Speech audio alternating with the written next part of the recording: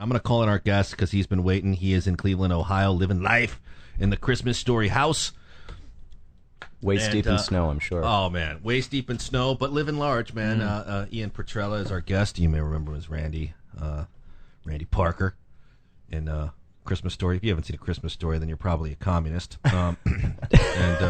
Even the communists have seen it. And you can fix it. Actually, Yeah, even the communists true. have. Some It's say true. that's what Brot Glasnost about, The Christmas Story. All right, anyway, let's bring him in. Number. Last time I did this, I dialed somebody in Switzerland. Oh. Hello, Hey, hi. Can I have Ian, please? this is Ian. Ian, how are you? It's Ethan with Combat Radio. Hey, how's it going, man? It's fantastic. I already, everything's fantastic, man. I already introduced you as being something of a power player this time of year, as we all know your history with the Christmas Story. A power player. I've never been introduced as a power player before. Oh, That was the first time for everything. I've come a long way, I guess. Well, you know what, man? It's actually a privilege. I know you get bombarded with, media requests this time of year, given your icon status. But the reality is people, and hopefully we can touch a little bit about it today. People don't know what a skilled animator you are, what a puppeteer you are, what a visionary you are, how artistic you are. I mean, right now you're just living the life in, as I understand it, in the Christmas Story house in Cleveland.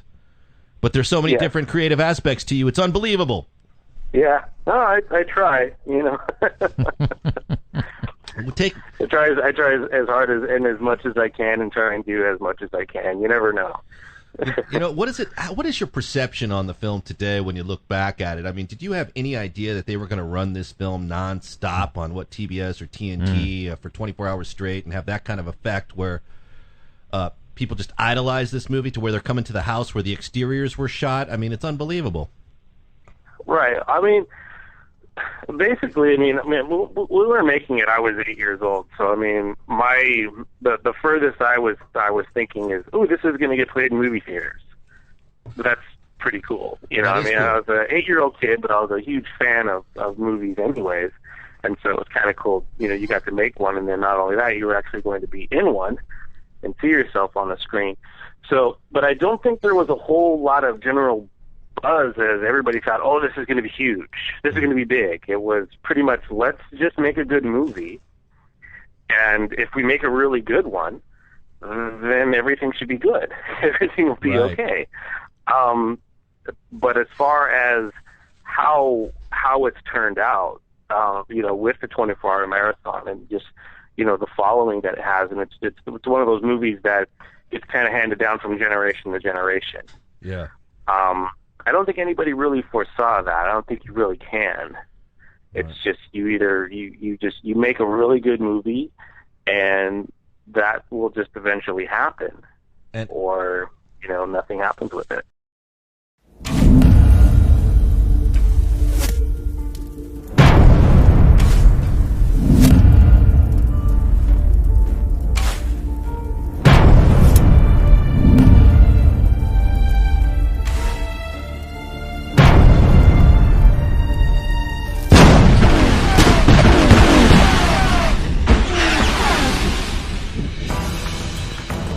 They were known as Lucifer and the Men with Painted Faces when they burned New Orleans to the ground.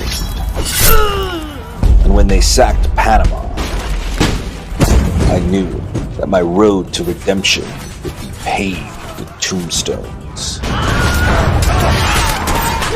By the time they brought the apocalypse to West Africa and the Indian Ocean, I would come to know two words with biblical significance. No quarter.